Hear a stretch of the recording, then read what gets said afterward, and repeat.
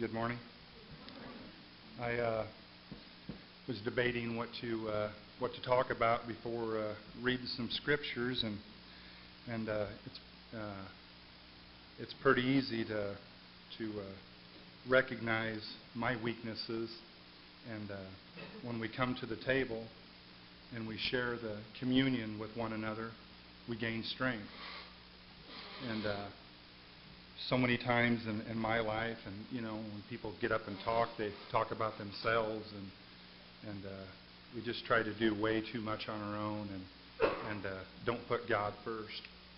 And I need to do that more in my life, and being around the table is a way to get closer to Him, and also in the Word, being in the Word with Him is a way to get closer, and also with Christians and brothers and sisters.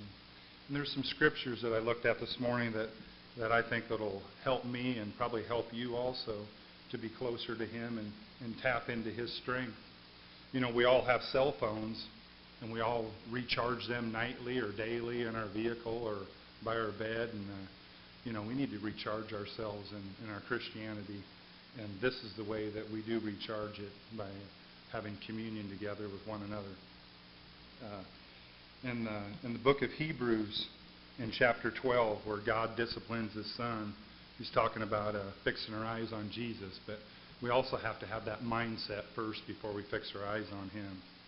Therefore, since we are surrounded by such a great cloud of witnesses, let us throw off everything that hinders and the sin that so easily entangles, and let us run with perseverance the race marked out for us. Let us fix our eyes on Jesus, the author and perfecter of our faith, who for the joy set before Him endured the cross, scorning its shame, and sat down at the right hand of the throne of God. Consider Him who endured such opposition from sinful men, so that you will not grow weary and lose heart. In your struggle against sin, you have not yet resisted to the point of shedding your blood, and you have forgotten that the word of encouragement that addresses you as sons. My son, do not make light of the Lord's discipline, and do not lose heart when He rebukes you, because the Lord disciplines those He loves, and He punishes everyone He accepts as a son. Endure hardship as a discipline. God is treating you as sons, for what son is not disciplined by his father?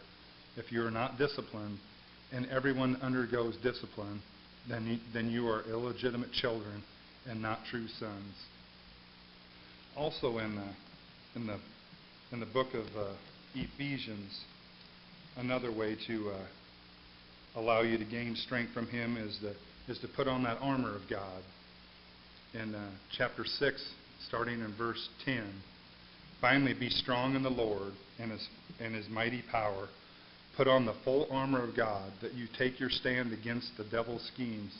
For our struggle is not against flesh and blood, but against the rulers, against the authorities, against the powers of this dark world, and against the spiritual forces of evil in heavenly realms. Therefore, put on the full armor of God, that so when the day of evil comes, you may be able to stand your ground, and after that you have done everything to stand firm.